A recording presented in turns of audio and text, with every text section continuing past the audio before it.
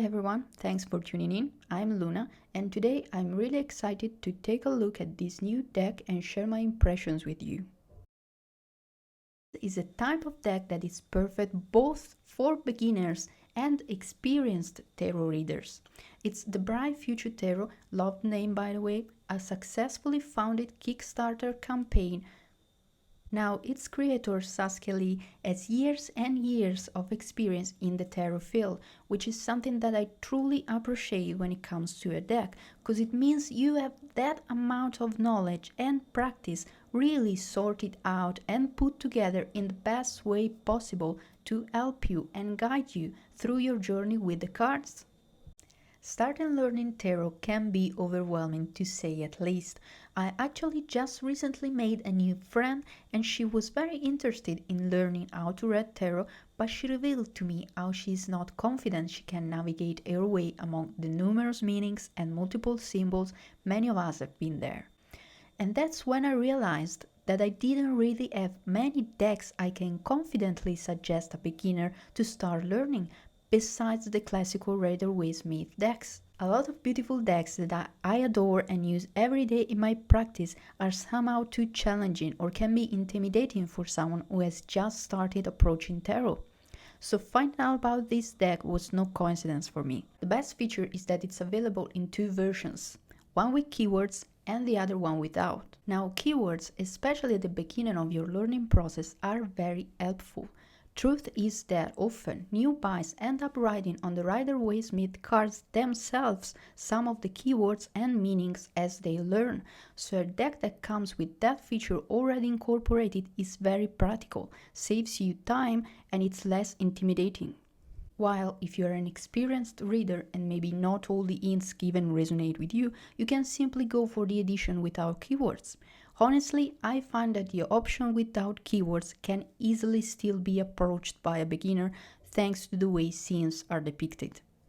But I find it great that you can choose, because there are some decks out there with beautiful art, yet they only come with keywords on the cards.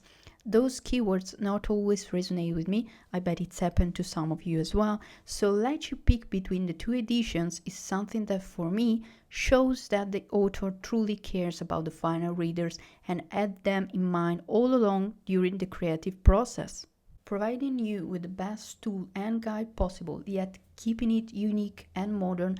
Definitely this deck was created with this goal in mind, and you can see it through the cards.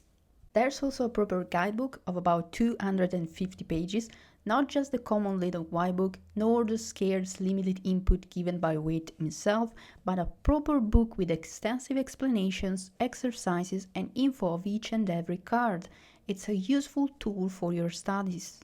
Here I'll quickly show you some of the cards, but you will find the whole flip through at the end of the video. Just follow the timestamps. The art is another strong point of this deck in my opinion. First of all, every card has been hand-drawn and painted by the author.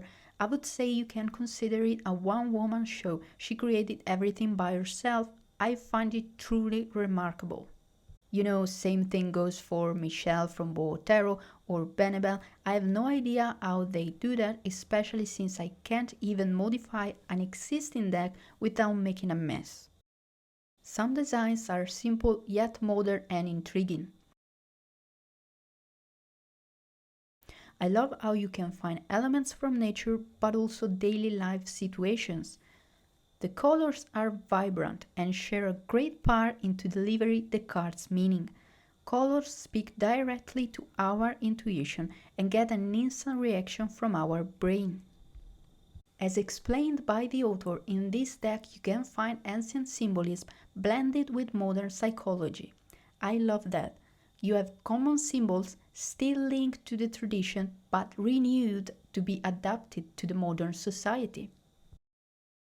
The cards are borderless, that I personally prefer in a deck, and the cardstock is high quality and durable. You don't have to be scared to use the cards over and over again every day.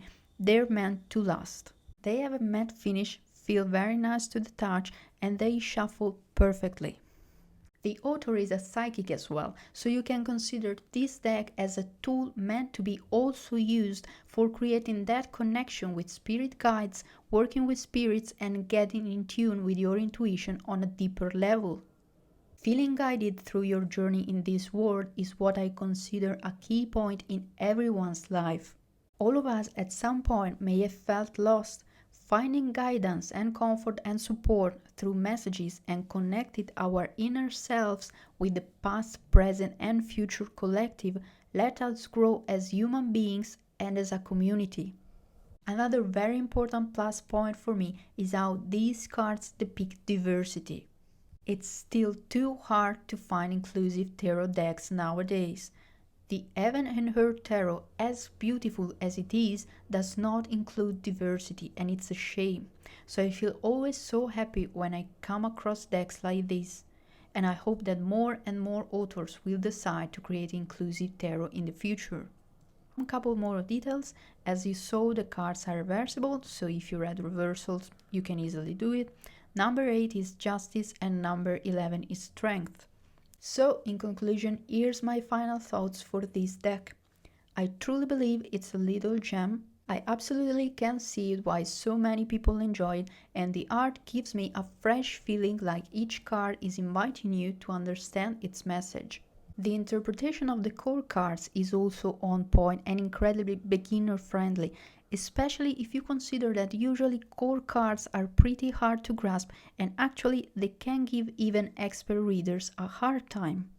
Now, as some of you may know, I'm a huge fan of David Bowie, and this deck sends so many of his vibes. It's truly amazing. Just look at the Magician or the Hanged Man card.